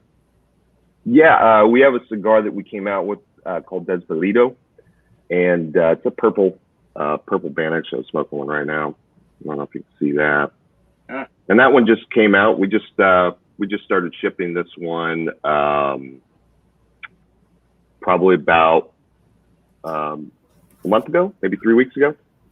And it's taken quite a long time, to go through the process and make these things. And it's been very, very, I'll be honest with you. It's the first time we've ever been in a situation as a company that we don't have enough product for everyone. And it's weird because, some of my colleagues and people that I associate with in the industry, some of them are very, their products sell very, very well, and they're immediately back ordered on certain things, et cetera. And so, but this product is the first product that we ever put out to retailers, a couple months before we were going to ship. And we said, hey, if you guys want to pre-order it, we'll let you guys pre-order it. And we oversold by like twice, and I couldn't believe it. I was almost like is this right? Like, you start seeing the orders coming, and you're like, that's not possible. Like that. Something's not right. Yeah, and we almost thought about not releasing it because we literally couldn't fill half of the orders. And we made a lot of the product. I mean, as I said, our first batches were 5,000. I mean, we made almost 28 or 30,000 of these in the first run. And I never thought we'd have a situation where I would have to basically, back order things initially when we hadn't even received the product. So that's a long way from 1,000 cigars, right? What's that? That's a long way from asking for your first 1,000 cigars. Yeah. And then you start to get, a little antsy because you're like, oh my God, one of these things suck, you start, second guessing yourself because, I mean, honestly, it's the first time it's ever happened in the history of we've been doing this. So it's very flattering, and we're super, it amazes me to this day that people can say such nice things about the product, So now you started in 2014. Was your product on the market in 2017? Yeah. So are you referring to like the FDA stuff? That's what I'm saying. So you actually have a predicate brand. Yeah. So that's a big thing. Yeah. So what happened is when the predicate, when some of this FDA stuff came out, it was a real gut check for whether or not I wanted to continue to even do this. And at that time, I'd started working with the Olivas, and I hired attorneys, and there very little was known. And at the time, it was like, look, either you got to get a bunch of stuff kind of softly to market. It may not be the right blends, it may not be the right products, but just import them into the country and get these things in and registered so that you could even have a shot at surviving. And so initially we made a bunch of things in a bunch of sizes with the names. We imported in the country, sold them to some friendly retailers with the hope that would qualify for being a predicate, or I don't know. It's not a grandfather status, but certainly before 2017, I guess it was February 2017. So we kind of played catch up, and then really it wasn't until we saw this last ruling that it gave us a whole new hope, or at least myself, it gave me a whole new hope that, hey, let's keep going and see if we can get more product out there. And for the last 3 years has been a little difficult because we've been very squeamish about going outside of what we'd initially registered with the FDA. Cool. Awesome. There's a closer shot of the nice. Despolito. Now, if somebody wants to find where your cigars are available, they are. Because he's got another 3-letter name like me, right? Because now I got Ian, An in my head, and I'm another one. I got a 3-letter name. I've been called Abe, Ab, Ab. It's these 3-letter names, right? But where's a URL that people can go if they want to figure out where they can find your cigars? Yeah, they go on our website, dappercigars.com. They go to retailers. We try to keep that list semi up to date. And then, yeah.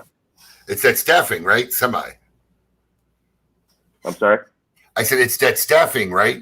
People need to update the site, right? It takes time. So it's semi up to date.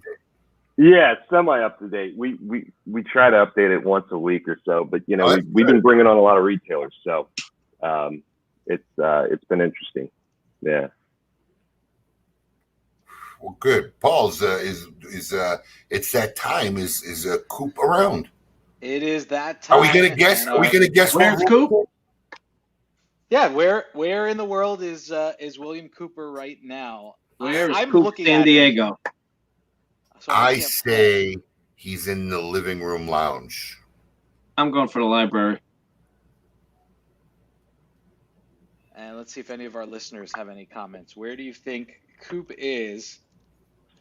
Where is Coop today? This should be a game every week.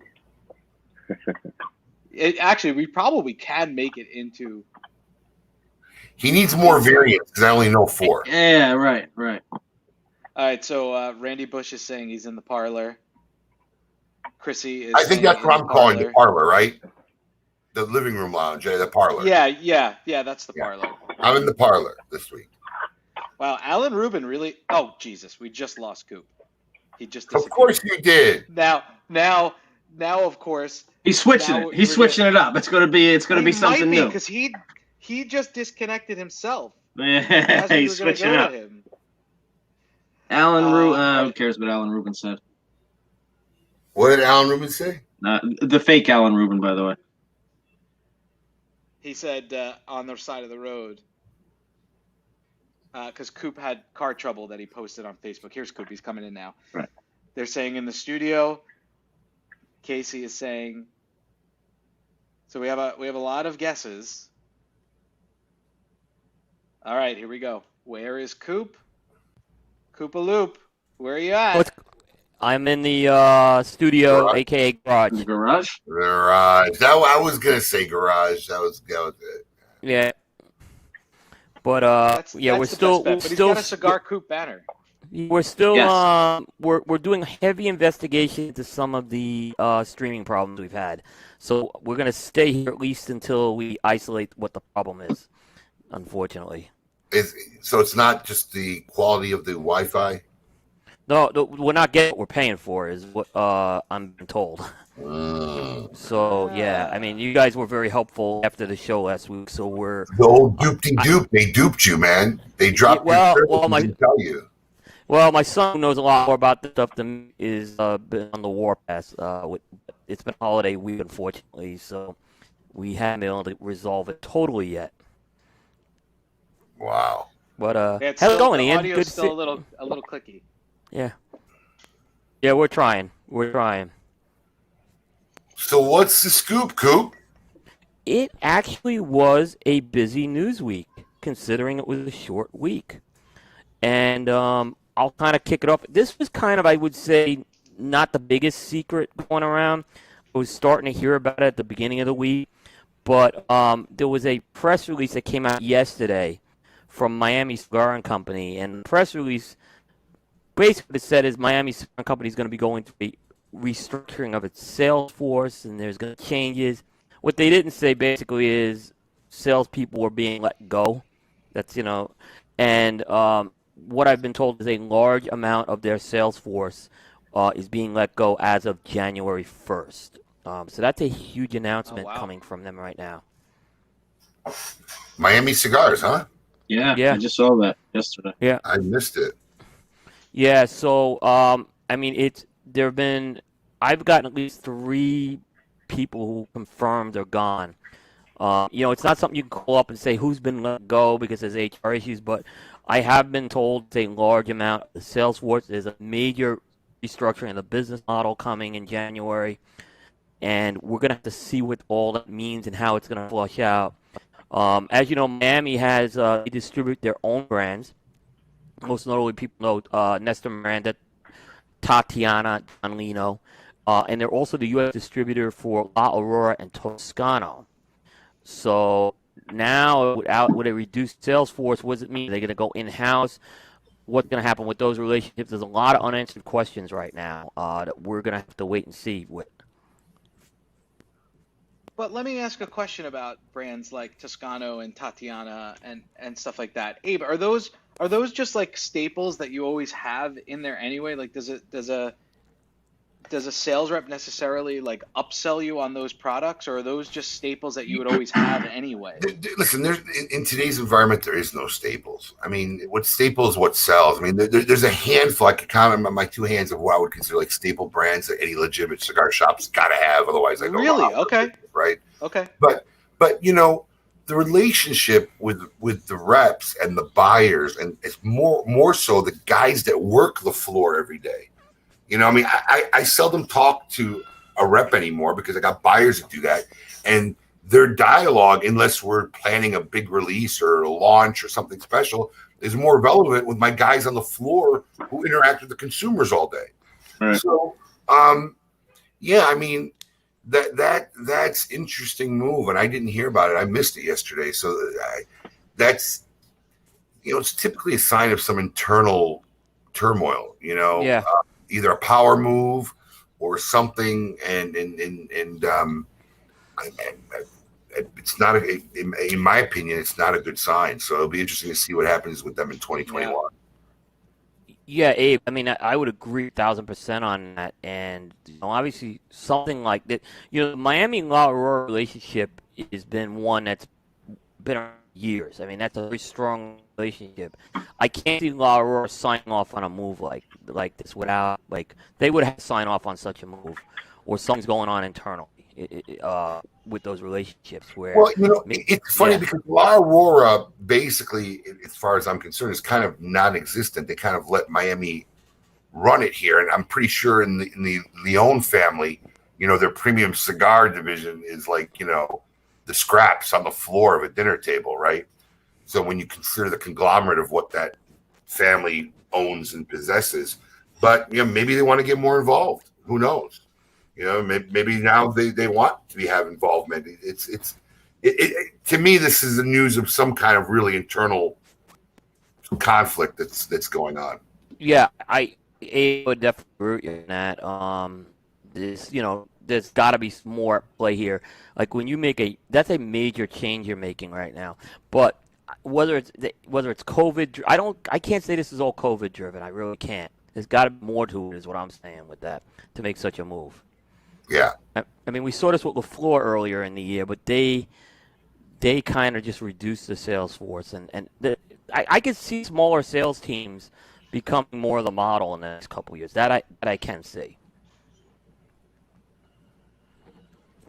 Well, my opinion on that happening is, I think people are going to get a little delusioned because they think they got away with certain things during COVID. They think that this is how it's going to be. But I think the companies that keep the sales force and continue to work with the stores in the years to come will find that they'll maintain more real estate and the relationship with the people on the floor. And the companies that think, oh, this is the new way, you'll find them starting to get eaten up and losing space in store shelves. Because at the end of the day, that relationship is important. And it won't be done through a Zoom call. And it won't be done through a conference call. I mean, I know that the reps come in and they influence my floor team. And I'm all right with it. Yeah. I mean, we sell their product. Anybody I buy from, it's a partnership. They want to sell me their product and they want me to sell their product, so I order more, right? It's the way the synergy works. So, and the people who think that, oh, we'll just, take orders, whatever, I believe long-term it's a bad strategy. I've been in the Charlotte market, Abe, for 12 years, and I've seen sales reps come and go. And I've seen when a sales rep changes, suddenly, if the new rep is not showing up at the store, that product is slowly disappearing from the shelves. Yep. And it's a fact. And that's how it is in this, at least in the Charlotte market. It's what I've seen brands that are like invisible right now, because of that. And out of sight, out of mind. Yeah, and I've seen the other way. I've seen brands resurrected because the sales reps invested into the territory. It's interesting because La Aurora is a brand that was on the rise in the Charlotte market the last few years because we hadn't had that representation. So it's going to be very interesting to see that. I've seen brands get kicked out of, dropped from shops because a simple sales rep changed. Yeah. Oh, absolutely. Where they listen, it's not a move I would ever do because that's not a business move, right? But I've seen guys that were so loyal to their guy, the rep, that when the company changed a sales rep, they said, oh, well, we're not buying that brand no more. And, look, I don't make that as a business person because I've been on the other end of that where I've let people go. Like I've let a store manager go and my patrons would, because they don't see what goes on the backside, the suffering that we're going on. Right. They just see the guy that greets them and says hello every day. But meanwhile, he was such a nice guy every day, nothing ever balances, products miss, they don't see that. So, I as a business person that I never would make that move. But, it's going to be interesting. Look, there's something that's just truthful in the cigar industry. And it's a lot of what some of these bigger companies who have acquired retailers who have sold their businesses have kind of learned the hard way. Because, and I've said this before, I probably said it on the air, we're not a business like a Sports Authority or a Publix or any of these chains where you could literally take every employee overnight, switch them in 2 different locations so that everybody was new the next day and 99% of the people that walk through the door won't even know. Yeah. We're not in that industry. It's very hard to acquire. If someone acquired my shop, my stores, my business, and wiped out my staff and brought in all new people, they would destroy what was part of what is Smoke Inn, right? Mm-hmm. And that's something that they don't connect. So the relationships in what we do in our industry is still a very, very relevant and a necessity still, as far as I'm concerned. Yeah, totally agree with you on that, Abe. Interesting news. What else you got, Coop? This was another no surprise news, but if you're following, another cigar festival got canceled. The Habanos festival in Cuba has been canceled. Kind of find it a little humorous that no one can say they're canceling these things because of COVID. The words used are it's being canceled because of the global context. So the Habanos festival usually takes place at the end of February. So, we're starting to see, obviously, the festivals. Obviously, Great Smoke is going virtual. Por Sabor and canceled in Nicaragua. We're still waiting to hear on Pro Cigar in the Dominican Republic. So, obviously, another big event has been canceled right now. I'm telling you, it makes me feel a whole lot better, the decision we had to make literally like 2 months ago. Every week makes the decision easier. I mean, because literally, in Florida, outside of wearing masks, like, people are pretty much living normal. Things aren't as populated, and it's full. But, when I look at other parts of the country, my brother just came to Orlando for Thanksgiving. And he was just like, dude, I can't believe it. We're going out to restaurants. We're dining in. It's like Chicago's like living like, and like it's a war zone over there. So, we're a little detached. So we had to really think on a national scale how things were going to be affected. So we're comfortable with the decision we made.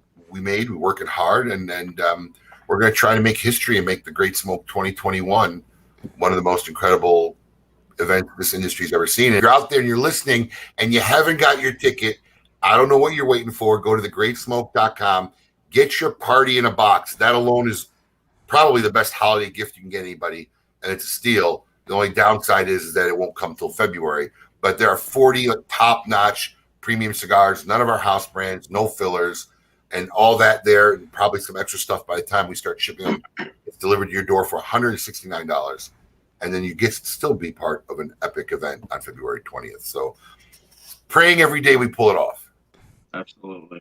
Yeah, Abe, are you concerned about maybe because Drew Estate canceled the Barn Smoker because they were going to have a large amount of staff in one place? Is that any concern you're having that if you have to have a large amount of staff pull this event off, is that something that could affect things? Well, it's not really a large amount of staff. It's a limited crew, and the largest people will be about the 50 people that we'll have in the live audience. And we're not really that concerned as far as we don't know the state of what it's going to be come February. I mean, hopefully vaccines will start hitting the country, December, January. But, I urge anybody who feels threatened or feels, they're at any kind of risk, stay at home. I mean, You're going to get great production quality, watch it at home. But, we have people I know, because when we did the live studio audience, like my whole mind is like it's the Tonight Show thing. We said we got to have somewhat of a live audience. So even if we limit it, we space out, I agree. Whatever it is, that's going to make the feel of what's going to make it different from everything else that's been out there. So we always had that in the back of our heads to have a live audience, and even we had to do it safer. But I just assumed it would be locals. I already know like a half a dozen people who are flying in to do this. I'm like, it's not a normal event. Right now there's not 4 days of stuff going on. You're going to fly, and they're just excited because they believe in the vision. They've gotten it. They want to be part of this historical event. And like I said, I know like half a dozen people who are flying in for this event, which I think is amazing. Yeah, cool. I think it's real exciting what you're doing. Like I said, I think virtual events are ready to be taken to the next level in the cigar industry, and this is certainly plan vision. I think is going to be great. Well, this is the hardest part, Coop, because it's hard to explain it. It's never been done before. So I think a lot of people just don't even comprehend what is it really going to happen until after it's over. The constant talking and selling and explaining of what's going to happen is more relevant this year than ever.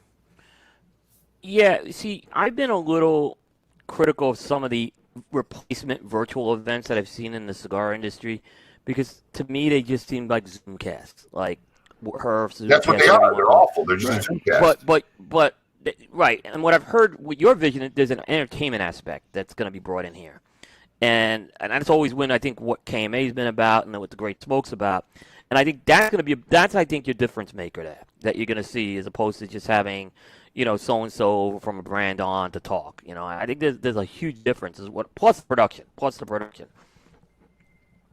Paul, I know as much as everybody else out there.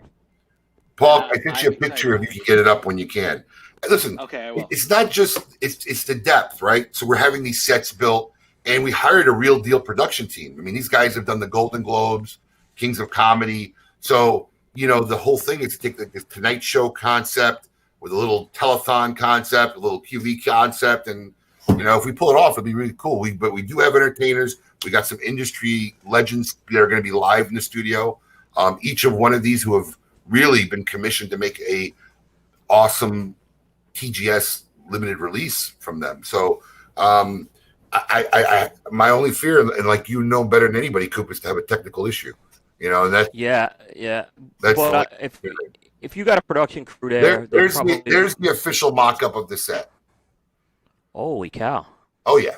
So that area to the right is basically the area to the right in the back right lower right corner is all electronics. That's where all the editing camera people. Then you got the boom camera. You got the three sets to the left, the main set, and to the entertainment set to the right, and then we would have seating for the live audience. So that is the mock-up of the set area for the Great Smoke 2021. So if you haven't gotten your package, I'm telling you, for $169, you will not find a better deal for an amazing assortment of premium cigars ever. Get yourself the party in the box, and hopefully you can join us on February 20th and be part of the Great Smoke. That's awesome. And Coop, what else you got? Actually, there was a pretty nice couple of cigar announcements this week. One I think was really cool. J.C. Newman has announced they are revamping its Perla Del Mar line and introducing a third blend into it. So Perla Del Mar is one of their lines. It's their box press line of Connecticut and Maduro cigar. They're now adding a Corojo release. They have reblended the Connecticut and the Maduro releases. They've tweaked the box press shape a bit on that, and they've given it a whole new look in terms of packaging right now. More of a classic style packaging. So that's, Perla Del Mar is one line I've always enjoyed by them, and I think it did need a facelift. I think it did need a little bit of a shot in the arm, and that is now starting to ship out to retailers as we speak. So J.C. Newman's been having a pretty busy year considering everything. Perla Del Mar is going to be revamped and re-released. Great guys too. Yeah, I saw that. I did on the see show that. again. Yeah, they are. Tremendous family. They just redid the whole factory right now, and it's like now they're doing a tour and they have a museum there. So I've been there before they did the renovations, and it's if you're a cigar fan, you got to go there. And it's right up the road from you guys, a few hours. And finally, a little release that we heard from Hoya de Nicaragua. Hoya de Nicaragua is the latest company with the Dojo guys. They're releasing something called the Cigar Ninjaragua. And it is a Nicaraguan Puro line it's kind of cool. It's this triangular shaped package that they have, this box that's going to have 6 cigars. And they are going to be sold exclusively through Smoke Inn starting next Friday. So nice job, Abe. There. Listen, all I did was say yes.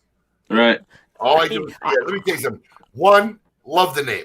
These guys. Yeah, I do too. I loved it when that was such a great name. These guys got to be some of the most creative. I mean, that's what first attracted me to Eric and the dojo when it first started. Is I was shocked by the art and the creativity of somebody who I thought had been around forever, and you just started doing it. But no, the name is killer. Packaging is cool. 6 cigars, odd count, but hey, they'll go fast. It works. Yeah, right. It works. It's easy to get. It's not. But they're giving away another katana sword, a Ninjaragua sword, But yeah, we'll have the sale for that will start Friday, December 4th. Yeah, Friday, December 4th at noon Eastern Standard Time. And then every purchase, whether it's a regular Hoya product during that day at noon or the Nicaragua, we'll keep tally. And then we have a live Zoom event with the Dojo guys and Drew Estate at 7. At the end of that event, we're going to raffle off that katana, that beautiful blue. You don't have like the red katana. You don't have one of those. You don't have one of those boxes there, do you? Because I can't find a picture of it. Nicaragua? Yeah. Did you go to cigar-coop.com? Yeah. There it is. I'll look there. Or cigardojo.com. I got some questions for Coop. Okay. Now, Coop, I'm a boxing purist. As far I as am too. sports go, it's Right. my first love, and I consider you a sports purist all the Right. way around. I want to know what the hell is your excitement about this farce of a fight tonight? Well, okay, I look at this like this farce of a fight. it's not a Don't- farce don't of a leave fight. the question. Tell him, Coop. Okay, so you got to understand a few things. That first of all, it's an exhibition because the boxing commissions weren't going to sanction this any other way. Right. But it's almost like taking your kids to an old timers day game in baseball. Is the way I look at it. You know, you're going to see the old timers play. It's not the same quality as you're going to see a major league game with people in their prime. So I'm looking at it kind of like this. I had some great memories when I was in college of Mike Tyson's Saturday night fights with my buddies. All 30 seconds. Yes. Even at 32nd, we had a huge party at my dad threw a huge party at the house. Had more time that getting night. ready for the party than the fight. We had the party was awesome. My dad threw, right? I remember when Tyson lost to Bus Douglas. I remember it was like right before my wedding, and I remember all the guys. Like there was it was like after the not the engagement. There was like a party we had for that, and all the guys were in the basement. Were watching that fight. We had great memories. So I'm getting a chance to do this with my kids right now, who are old enough to see this. So I'm pretty excited about it, right? I'm curious to see what's going to happen, but I'm not equating this. This would not be the same in my book as a true championship fight. I'm not trying to equate that with it, but it's giving me a little chance to kind of maybe one more time back into my past. And remember, Alex, Rocky Balboa fought Mason Dixon in that exhibition. It was a hell of a fight. Listen to me. I don't know how you don't get excited about this fight. And all I want to know is, Alex, if you were standing with Mike Tyson and Roy Jones Jr. and you were staring eye level at their belly buttons, would you say it was part of a fight? Of course not. Of course. Please be honest. I also want to point out that yes, Rocky Balboa did fight Mason Dixon, who Dixon then went on to completely obliterate Roy Jones in a brutal knockout. Just another of my Roy Jones hating spiels. Tarver, they played him. Tarver. Antonio Tarver, correct. I'm just not excited for this fight. I don't want to watch two 50-year-old guys who are long past their prime. One who I consider completely overrated in his entire career. Just the whole concept of it, they can't. Let me ask you something. When Foreman was fighting in his 50s and he was heavy and not lean and whatever, I think when Foreman fought Holyfield, that last one. Oh my goodness! I think that was one of the most epic fights I can remember seeing. What a fight! I mean, because and Foreman was in that fight. And he was amazing. That was an epic. The Foreman Holyfield fight. That last fight was an epic fight. Yeah. I understand that. There's guys who can turn back time. Guys like Bernard Hopkins, who fought up to the age of 48. You were talking about two guys who, in their last, again, not counting the carpenters and electricians that Roy Jones fought, were KO'd in like the last 3 out of their last 6 fights. And with all the debacle, I'd be more excited if they're like, this is going to be a fight. Yeah, it's not sanctioned, but, if there's any semblance of a cut, the fight's over. If it gets a little too rough out there and Mike Tyson is trying to take Roy Jones' head off, the fight's over. I mean, just everything about it is like, I'd rather watch two guys I never heard of. I'm not really excited for this. Well, if any of our local listeners wants to go and rain on Alex's parade, you're going to watch what in Boynton tonight? I don't know. It depends where. Let me know where you're going. We're going to West Palm because we're gonna have Probably dinner out there. We're gonna be by West Palm. I was thinking Boynton because it's close. But you're gonna watch it. But you're gonna watch it. I have no Alex. choice. You're gonna watch it. It just happens to be. I would never spend money on it. Not a chance. I don't have Smoke in near me. Otherwise, I'd come in to watch it for free, but I had to pay for it. I had to pay for it. Yeah. You're gonna watch. You're gonna watch the train wreck, but there's a moment in that fight. There could be a moment in that fight that we see maybe a little bit of the old Tyson. Yeah, if it doesn't happen in the first 30 seconds of the first round, it ain't happening. These guys are going to be gassed. Are you a fight guy? Do you care? Who? Ian? Sorry, I was on mute. Yeah, I'm not really a boxing guy, but yeah, I guess I'd watch it. You know. Sure. Who don't watch the train wreck? You know. And the fight is not being scored. I don't know how. It's being scored. There's going to be 3 celebrity judges. That, from what I understand, it's not being scored by. It's not. It's being scored by judges are. Yes, it's Chad Dawson, Christy Martin, and Vinny Pazienza, 3 old washed-up fighters. Tasmanian Devil. What do you want them to do? Sit around and let them do. They're probably better than the judges that you get for these championship fights. Honestly, I think you probably get better judging from them. That's fair. That's fair. Yeah. Alex, Judging. Are you a purist and you don't like this because it's more of an entertainment thing than true boxing? Yeah. It's not right. It's not true boxing, and it's like being led up like it's going to be. And there's this I got news for you. Half of Don King's promotional fights wasn't true boxing. So. No, but I was being nice. Don? Listen. I don't know. I come from a rich boxing town. This is just not boxing to me. It's the problem I have is I don't know. I don't think there's a big audience for this fight. Right? Is there an audience at all? I think there's a nostalgia type audience. There's a curiosity. One thing I've heard, and fortunately, I'm 38. I'm old enough to have seen Tyson fights live, not there, but watch them as they happened. And I think one of my first memories is Tyson, as far as boxing, losing to Buster Douglas. I remember that. Yeah. Even a lot of the guys at the shop, like our Boynton manager, he wasn't old enough. He never saw Tyson's fight, so. There's a little bit of that as well. People who've never gotten the chance to see Tyson in the ring without watching, replays and whatnot, and a little bit of nostalgia. I'll be interested to see the pay-per-view sales. I don't know.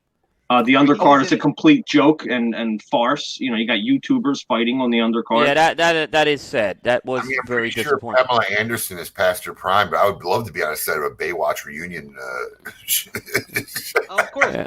Mike Tyson is an international superstar.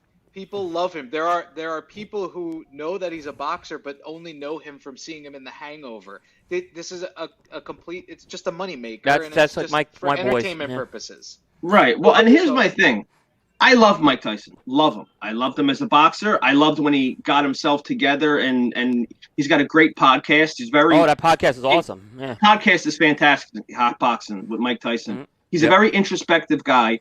He's probably one of the best boxing historians alive. He really is. The guy is super knowledgeable. But even he talks about himself and says, I don't like the person that I was when I was boxing. I hate that guy. I look at it and I look at my fights and I look at myself back then and I cringe.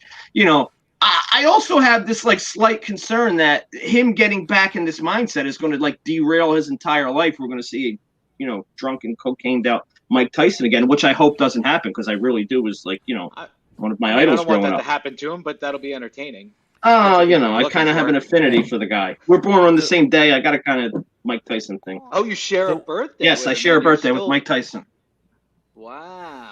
Well, my question is, how do you listen to an entire podcast, 2 hours, 4 hours, when it's Mike Tyson and Mike Tyson voice? He's good. He's really good. It is his podcast is fascinating. He's introspective. He's not just sitting there talking about previous fights. He's talking about life and his spirituality, and he's actually really good. He's a good interviewer, and it's an entertaining podcast. It really is. Yeah, you get over the Mike. I couldn't listen to a few hours of. So here's what I did when I was boxing. No, but that's not it. It's like here's He knows the history of the sport. Yes. You'd be shocked at his knowledge of the history of the sport. Super historian. Yeah, that's the one. Yeah. Paul loves to squeeze his impressions whenever he can. So far, right? That's what that was just the segue to Mike Tyson. He's done Morgan Freeman, and I think he's done one more impression this show. I forgot.